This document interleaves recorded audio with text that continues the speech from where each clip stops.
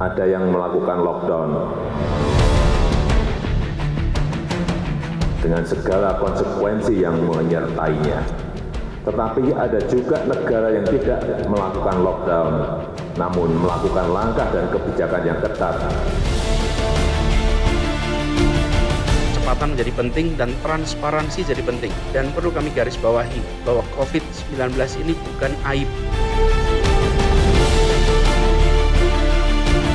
Bahwa kebijakan yang dianjurkan itu belum menjadi apa yang kita maksud sebagai karantina wilayah atau lockdown. Ini hanya baru upaya pencegahan agar penularan di masyarakat bisa dikurangi.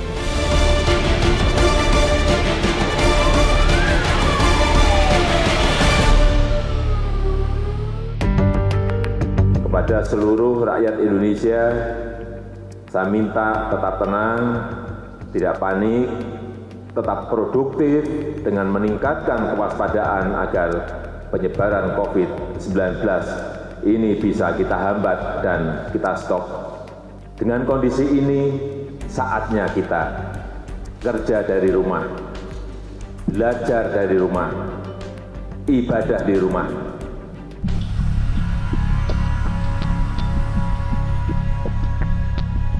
Tetap tenang dan himbauan beraktivitas di rumah menjadi salah satu poin pidato Presiden Joko Widodo.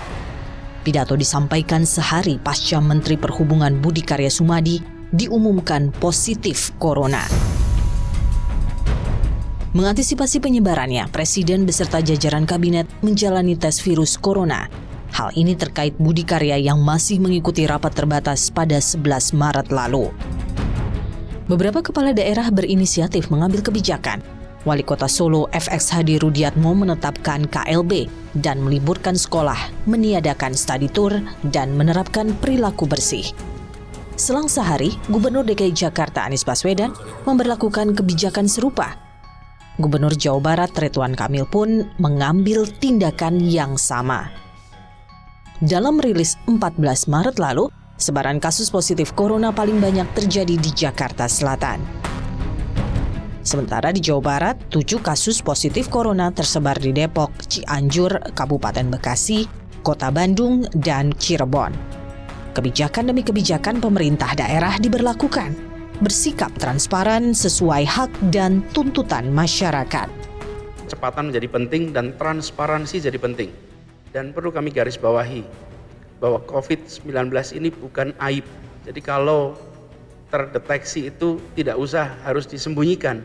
Justru kalau terdeteksi harus menyampaikan supaya melindungi yang lain dari tertular dan melindungi dirinya agar bisa langsung ada tindakan perawatan. Kami pemerintah daerah Jawa Barat mencoba untuk transparan kepada masyarakat, ya. Nanti titik-titik itu basisnya kelurahan, ya. Jadi tidak ada data yang sifatnya pribadi yang disampaikan karena itu sesuai dengan kode etiknya. Basisnya sampai kelurahan sehingga nanti para lurah, kepala desa yang datanya ada di sebaran itu untuk melakukan tindakan-tindakan edukasi dan preventif dan lain-lain. Meski pemerintah terus menginformasikan perkembangan kasus corona, sejumlah elemen mendesak pemerintah pusat lebih transparan.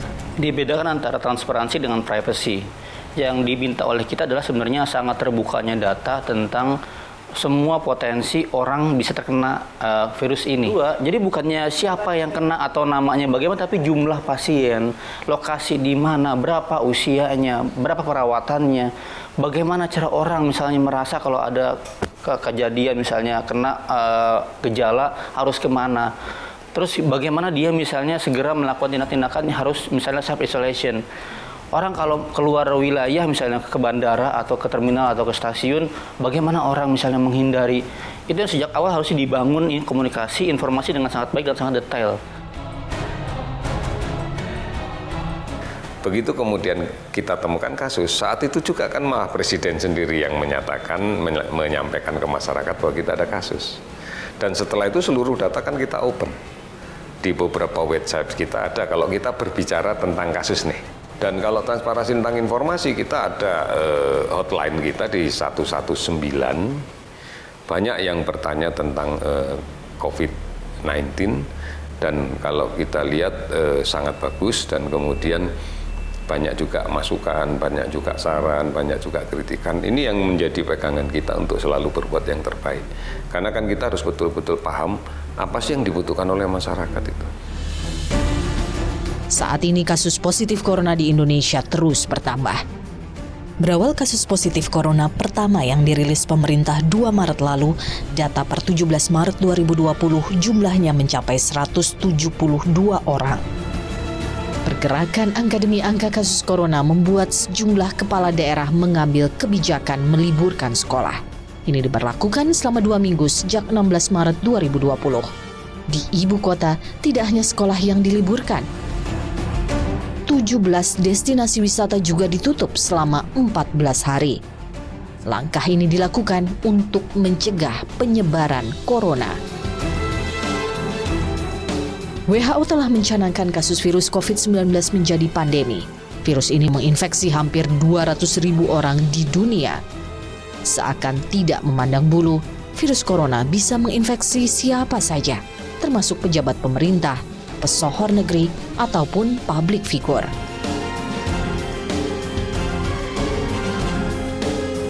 Setiap negara yang berurusan dengan kasus corona punya kebijakannya masing-masing.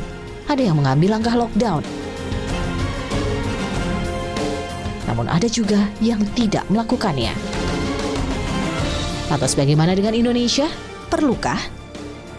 Lockdown itu adalah karantina. Terus bagaimana? Ya terserah, semua ada cost-nya.